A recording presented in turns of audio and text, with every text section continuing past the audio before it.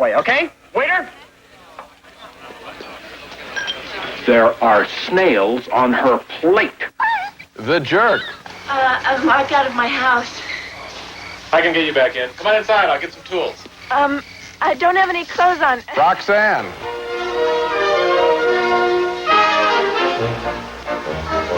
Howdy, Pod. Parenthood. Father, you're not counting. What do these three films have in common? Obviously, Steve Martin. And on this special edition of Siskel and Ebert, we're going to take a serious look at this wild but not so crazy guy and how his career has evolved so that he has become a major Hollywood talent worthy of consideration as someone of real substance. Lots of video rental ideas in this show. I'm Gene Siskel of the Chicago Tribune. And I'm Roger Ebert of the Chicago Sun-Times. Some comics are born and some comics are made. In the case of Steve Martin, it was a little more complicated than that. First, he was born as an avant-garde stand-up comedian, and then he was remade as a mainstream movie star. At first, he specialized in dumb sight gags, silly names, and broad slapstick humor. That's okay for me!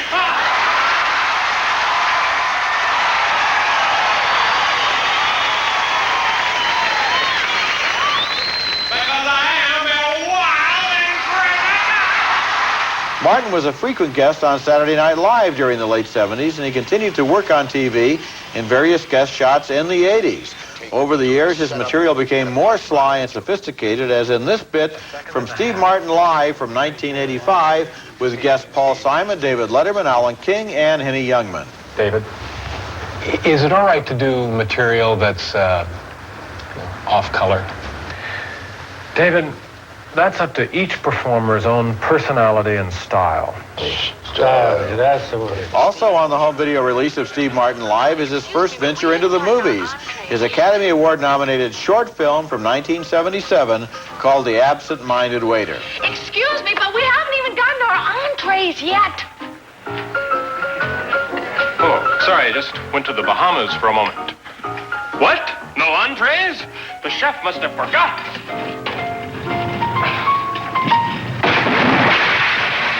And you see Terry Garr and Buck Henry there as his customers. You know, Martin could have continued to do this for his entire career. Yeah. He could still be doing it today. So. And he would be enormously successful if he were still doing it today. But there was something in him that made him want to try to expand into a different arena, and that's what he did by going into feature film. You know, I had a conversation with him a number of years ago where I had told him that I was at a concert that he did on New Year's Eve, 1979, in Atlantic City, where the crowd went nuts for him, but was really raucous and all that. He said, it was at that concert I decided I didn't want to do concerts anymore. They weren't paying much attention to him. They were out of control. He got really tired of the concert scene. And after his huge success on TV and in comedy concerts, Steve Martin went after a movie career, and his first full-length feature film, The Jerk, from 1979, was a surprise smash hit. In this low-key, very silly comedy, Martin was cast as a dumb white guy adopted by a black family. The Lord loves a working man. Lord loves a working man. And son, don't never, ever trust Whitey. Don't trust Whitey. Lord loves a working man, don't trust Whitey. The story involved his leaving home and getting a job in a gas station. We got a lot of cash, just that the banks are closed, and I'm not allowed to have cash coming in or going out. Because I'm here all alone for the first time. I don't want anything to happen. And you know, you flash this kind of wad in front of some people, they'll kill you for it. That's a great bit in a wildly uneven film. Martin continued making silly films at first, like The Man with Two Brains and Dead Men Don't Wear Plaid from 1982, an affectionate spoof of black and white detective films from the 1940s. But this was more of a gimmick than a solid story. Say something like, no, Ma, look, listen to me. No, Ma, look, listen to me. It's good. Real good. I wasn't a big fan of The Jerk or Dead Men Don't Wear Plaid, and I felt that early on in his film career, Steve Martin was protecting himself too much, hiding his talent behind gimmicks like black and white or interacting with old movies. I wanted him to open up more emotionally, and he would, to great effect.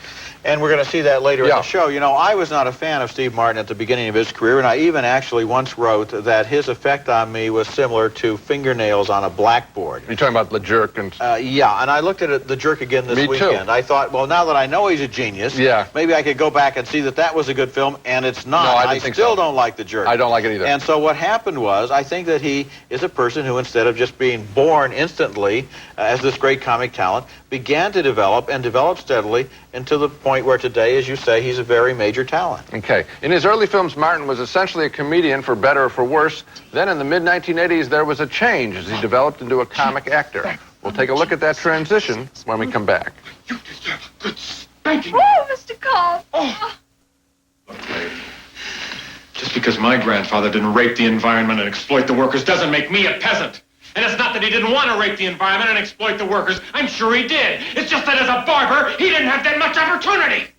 Continuing our special show on Steve Martin, a wild but not so crazy guy. That's a scene from All of Me, a movie that marked a real turning point in his movie career. It would be in the mid-'80s that Steve Martin would hit his stride and make some of his very best, most heartfelt films, mixing the same kind of passion and whimsy that, dare I say it, Charlie Chaplin brought to the movies. In All of Me from 1984, Martin played a young lawyer whose body is invaded by the soul of a dead millionairess, Lily Tomlin. Steve Martin, like Chaplin, has a ballet star's agility, and he used it so well in All of Me. We obviously have mutual control over our body. Our body. It's my body. I'm not sharing my body with anyone. Everybody's going to be real disappointed. In Roxanne from 1987, Steve Martin gave his most sincere and I think finest performance as a modern-day Cyrano de Bergerac, a ski-town fireman secretly in love with a beautiful woman, nicely played by Daryl Hannah. Why couldn't you talk to me? Because I was afraid of having you laugh at me. It's so silly. No.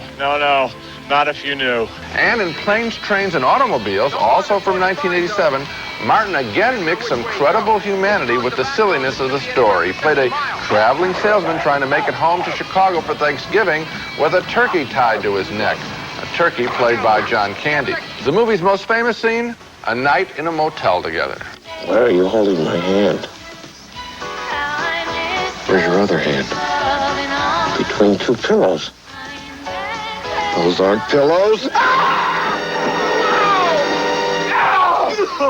That's a wonderful moment, and these are the films that truly elevated Steve Martin. And some might say, well, you know, his career went mainstream when his more avant-garde comic material was not successful. But I don't see his career that way. I think it's more risky for him to make Roxanne than say Dead Men Don't Wear Plaid, because Dead Men Don't Wear Plaid could be considered an inside gag if it didn't work, and it didn't. But if Martin failed with Roxanne, well, with that updated take on the classic story, he could look very foolish indeed. He let his good heart show in these films, and they made him a major star. I remember when I saw All of Me, I realized suddenly that there was much more to Steve Martin than I had ever realized before, and I realized again when I saw Roxanne. Yes. And with Planes, Trains, and Automobiles, I saw it again just last Thanksgiving. I've seen it now every Thanksgiving for 5 years in a row. It's become a tradition, and that movie holds up for Thanksgiving the way It's a Wonderful Life does for Christmas. So you're right about these three films. They represent his transition from his original image to all of the things that he was able to do later. Now, what about this question? Well, some people say, well, the general public couldn't handle the avant-garde material. Don't you know what I'm saying? The avant-garde material wasn't as good as this stuff. I mean, his stuff on stage is one thing. Yes. But those early films, they were not particularly avant-garde. I think he took bigger chances, as you say, in some of these films because he's confounding his fans' expectations and surprising them by what he can do. And he's saying, here's my emotion, and if you reject that, boy, that would have been a big failure, and it was accepted tremendously. When we come back, Steve Martin's serious side. Well, that's the difference between men and women. Women have choices, men have responsibilities. You know, when your kid is born, it could still be perfect. You haven't made any mistakes yet. And then they grow up to be like me. Continuing this special edition on the career of Steve Martin, throughout his career, Martin has made serious movies from time to time, sometimes successfully, as in Parenthood, which we just saw a scene from there, and sometimes not so successfully. I was not one of the admirers of his first serious film in 1981 called Pennies from Heaven, a difficult, ambitious project that can only be described as a downbeat musical.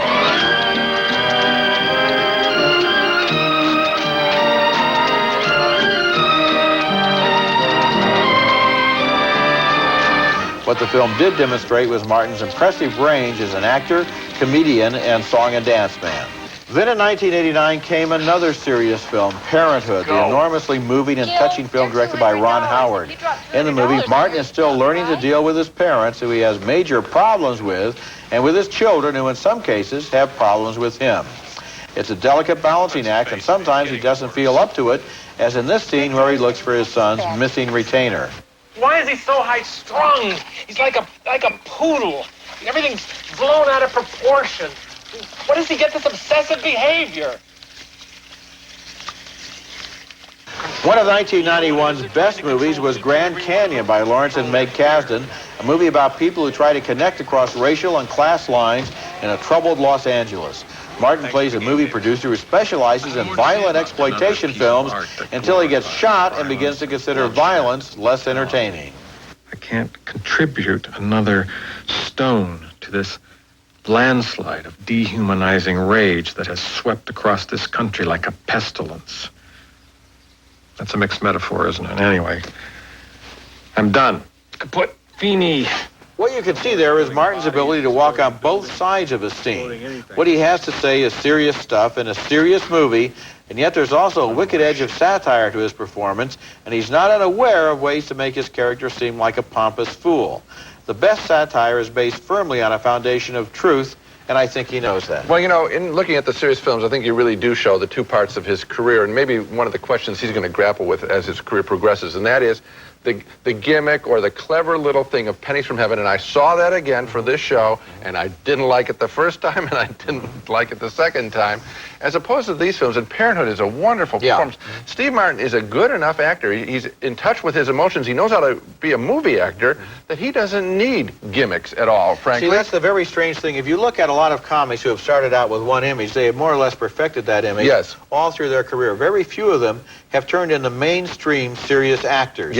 Occasionally it works. For example, Jerry Lewis in The King of Comedy gave a straight performance that really worked. It had nothing to do with his crazy characters. Martin has developed in the last 5 or 10 years into a really major, heavy-duty, full-service actor. Yeah, I think he could be used by almost any director in any kind of role. I think he's totally unlimited as a movie actor, and that really is a big difference from most comics turned actors. Martin's next semi-serious role was in Leap of Faith from last December. I liked it an awful lot. Martin played a smart aleck revival preacher who travels the country with an entourage of singers and charlatans, led by Deborah Winger in a fine performance. During the course of the movie, his own lack of real faith is tested. What'd the doctors tell you? The doctors have nothing to do with my leg. I'll walk if it's God's will. Listen, kid, God doesn't have a trucker's license. What do you think? You were chosen to suffer? You've done everything you can. Doctors, therapy, everything. That's great. But if you haven't, you better get off your ass, because nobody up there is going to do it for you, that's for sure. What I like about Leap of Faith is that it is written smartly. We can imagine the real Steve Martin saying some of these things about the suckers he's trying to bilk out of their money. Comics and comic actors get into big trouble when their characters aren't as sharp as they are on, say, a talk show.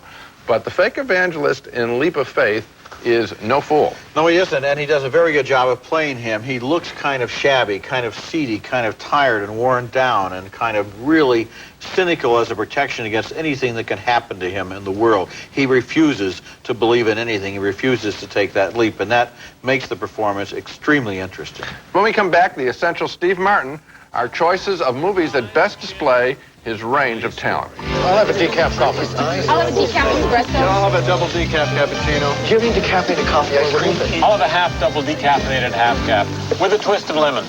Okay, continuing our special show on taking Steve Martin more seriously. In this segment, we want to try to define more precisely what is special about him by selecting a favorite scene. And I'm going to go back to Roxanne for his juggling of physical comedy with emotional truth. Yeah, I was stupid and I was also tripping, fumbling. I was a stupid, fumbling, pointer. I don't think there are many actors who could pull off that balancing act quite as well. Breaking loose physically while not losing the center of the character. If there is one Steve Martin film you must rent if you haven't seen it, I say it's Roxanne. I'll say don't only rent Roxanne, also rent my own choice for an essential Steve Martin movie, and that would be 1991's L.A. Story, an ambitious and creative movie that combines sharp-edged social satire with a kind of whimsical delicacy. In the movie, Martin plays a TV weatherman who gets fired for his on-the-air stunts, discovers that his girlfriend is cheating on him, and then gets a fresh start in life when he starts receiving direct personal messages from one of those computerized billboards along the side of a freeway. L.A. wants to help you. How am I in trouble?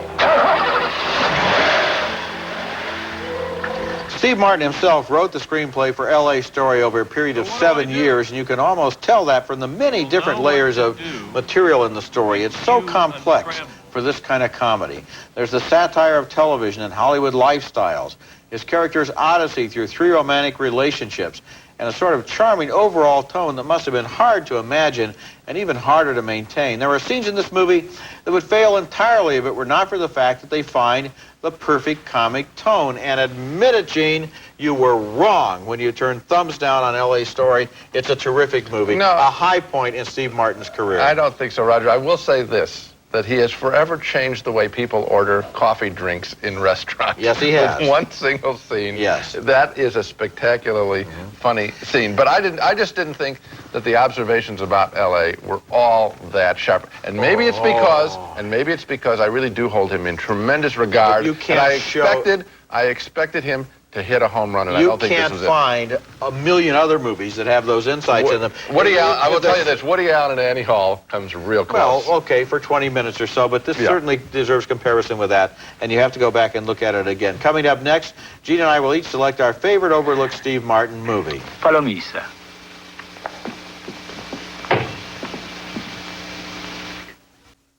Continuing our special program on Steve Martin, a wild but not so crazy guy. In this segment, we're both going to choose the Martin film that we feel is the most unfairly overlooked.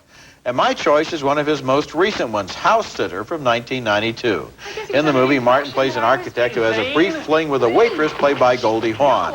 She then moves to the small town where he has built a house, moves into the house and furnishes it, introducing herself to the locals as Martin's new wife. Well, Martin is in love with Dana Delaney, who has turned him down, and after his initial shock at Hawn's deception, he begins to realize he can turn it to his advantage. So you like the house? Oh, well, how could I not? It's, in fact, it makes me realize something. About Gwen, sleeping with that old boyfriend. I could see how something like that might happen. You can? The most intriguing thing about House Sitter is the fact that the characters played by Hawn and Martin are both lying most of the time, piling up one lie on top of another until they go nuts, trying to keep all of their falsehoods straight. Meanwhile, of course, they're really falling in love with each other, but they don't know it. I thought House Sitter was a very entertaining movie. I don't know why it didn't do better at the box office, and it's definitely my Steve Martin buried treasure. I think I can go you one better, a better film, but it was also overlooked. My selection for a favorite overlooked Steve Martin movie, I've recommended The Man with Two Brains so often that we'll let that beauty rest. But how about The Lonely Guy from 1984, in which Martin plays the title character based on a Bruce J. Friedman story. Having broken up with his girlfriend, Steve Martin has to get used to dining alone. It's embarrassing, very embarrassing. Could you turn out the spotlight, please? Certainly. And could everybody go back to talking? Certainly.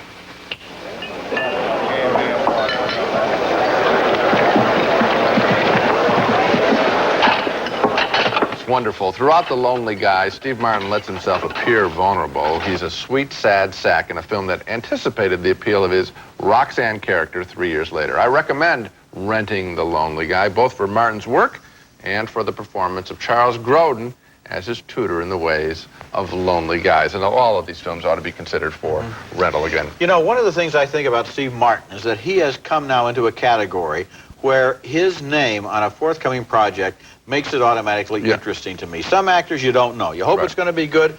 You expect it to be good. You're not sure. With Steve Martin, you know that something new and original is going to be tried. Even in a movie like Blue Heaven, which you didn't like, I think, when it came out a year or so ago. He was trying something different. Well, you're dealing with intelligence and taste and a risk-taking sensibility that's very appealing. I just hope that he will also the riskier thing for him to be not necessarily to put a comic spin on everything. He is really good as a serious dramatic actor. He can do it. Grand Canyon showed it. He's On terrific. the other hand, he's really good as a comic actor, I know. too, and they're even harder to find than serious actors, Yes, so that's don't true. encourage him to be too serious. All right. That's it for this week. Next week, we'll be back with a special show where we look at 10 of the greatest moments in the movie, scenes that left their mark on us when we first viewed them and still move us today. Sam, I thought I told you never to play. There are some great video rental ideas among our all-time favorite scenes. I'm wet. I'm wet. I'm hysterical and I'm wet. That's next week, and until then, the balcony is closed.